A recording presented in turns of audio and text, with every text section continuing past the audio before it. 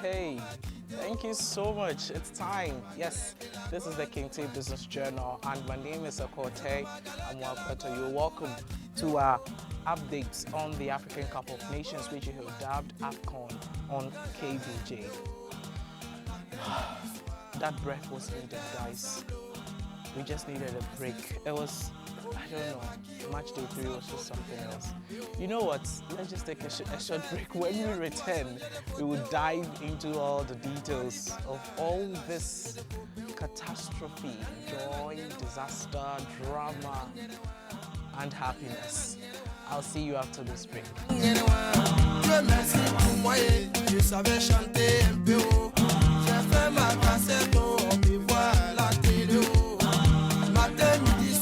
Thank you so much for staying with us on the KBJ Business Journal. And as you know, we do not waste much time when we come on this series, which is the AFCON on KBJ. So let's dive right into the discussion. Match day 3, I always do call it in every tournament as the first stage of knockout round, because it is at this stage the teams are going to get eliminated. The nerves will be obviously on display in this match day. So let's dive right into it. And it started with a huge shock. After Ivory Coast lost 4-0 to Equatorial Guinea, I just told myself that I need to prepare for what is about to come, because if this is going to happen to the host nation, what else? Like, who else is safe? Nobody is safe, you know. Ivory Coast, the host nation, lost 4-0 to Equatorial Guinea. Yes, that is what happened on match day 3. And who else? Emilio Insue scored twice on this day, with goals coming in from Pablo Garnett as well as Janice Baila. And that is how they dismantled the entire Ivorian team in this day. Oh my God, it was such... You should have just seen the face on the Ivorian superstars like Drogba, on the Prime Minister's face, like the fans. It was just horrific, you know. I was like, guys, please forget all your support for any team that you guys have, no matter how big they are. Apart from Senegal, you understand, every other person is at risk, because Charlie was deadly. So in the second game, which was being played concurrently because it's match day 3, Nigeria faced off with Guinea-Bissau, and Nigeria only managed to win this game by Guinea-Bissau conceding an own goal. It was actually a very brilliant goal, even though it was an own goal. It was just unfortunate for Sangate to put that back in his own goalkeeper's net. Now let's go into Group B. The games were also played concurrently in the city of Abidjan. And Ghana faced off with Mozambique, while Egypt played Cape Verde. It looked as if everything was going on course for the Black Stars of Ghana. In the first half, they had a penalty. Jordan Ayew stood up and scored. Second half, they had a penalty. Jordan Ayew stood up and scored. They were controlling the game all through. In the 90th minute and in the 91st minute, down, they considered a penalty. And that is where you could see the nerves coming back.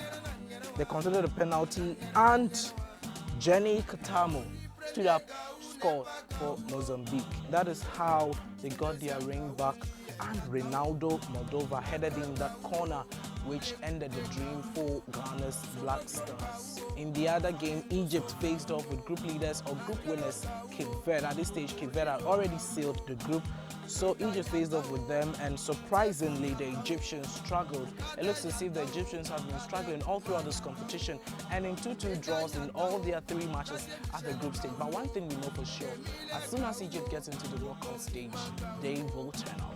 Egypt is the AFCON team. Like, they are always my favorite to win the AFCON. No matter how good or bad they perform in the group stages, when they get into the knockout stage, we know they will go all the way. So I'm expecting them to go all the way. They ended 2-2 draw with Cape Verde, with goals coming from Trezeguet and Mustafa Mohamed for the Egyptians.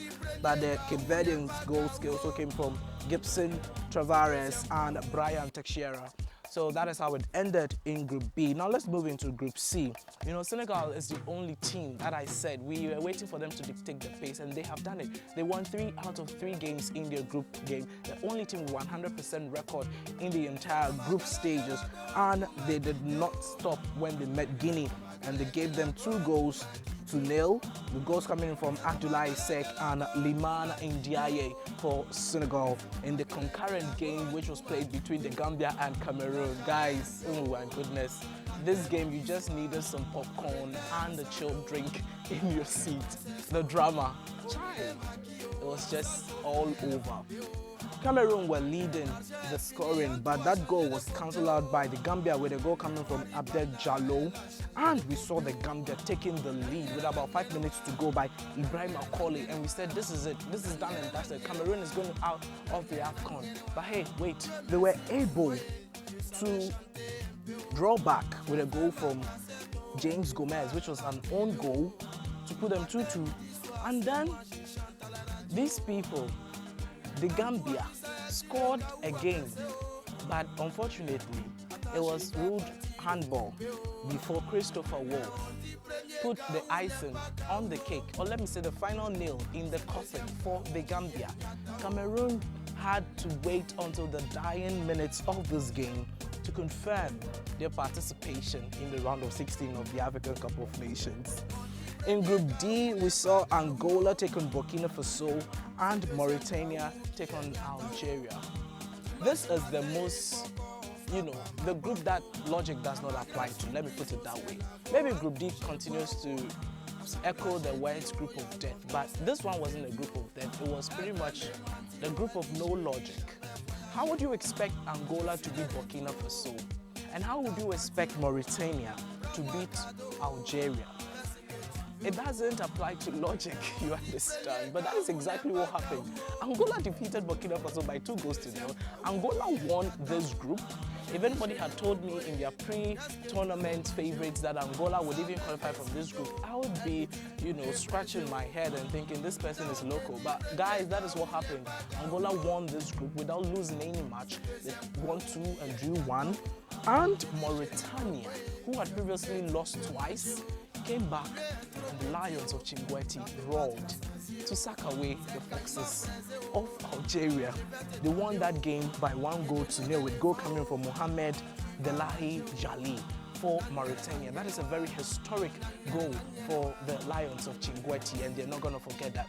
We are so excited to see teams like this, who have previously not been a big name, but they are trying to create something for themselves and their history. In Group E, this was the team or the group that gave us the first barren day at the AFCON. This has been the AFCON of goals, but on this final day, both games in Group E between South Africa and Tunisia, whilst Namibia and Mali all ended in a stalemate with no goals at all. Absolutely barren games, but nevertheless it was very interesting, especially to see how Tunisia struggled against the Bafana of South Africa, ending their run. Tunisia have been extremely poor in this entire tournament. So another big name that bowed out at this stage is Tunisia. But Mali and Namibia make their way into the round of 16. Namibia also on this historic run that they are experiencing at the African Cup of Nations. Now in the final group, Tanzania played Democratic Republic of Congo. That game ended in a 0-0 draw, while Morocco locked horn with Zambia. At this point, because the host nation Cote d'Ivoire had lost their game, they were counting for results to go in their favor, and so far things have gone in their favor because Ghana lost. It was good for them. Algeria also lost. It was also good for them. They were just hoping that Morocco would seal the deal for them.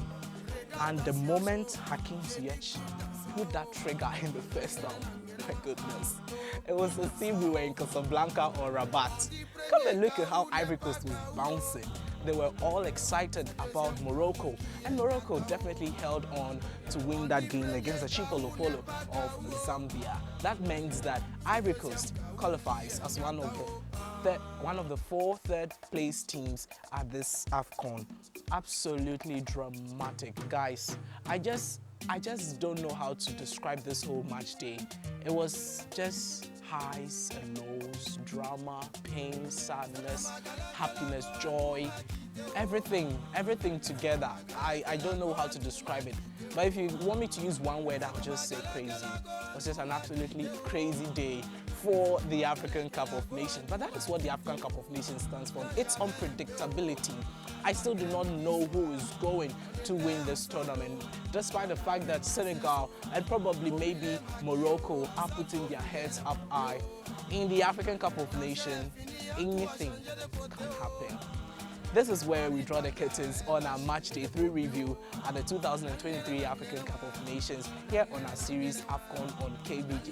My friend, please do not forget to subscribe to this channel, Kente Business Journal TV on YouTube, and also click on the notification bell if you haven't done so, so you will be updated as and when we upload a new post. Thank you so much for staying with me right to the end. I will see you in the next episode. My name is Agote Awakwata. It's bye for now.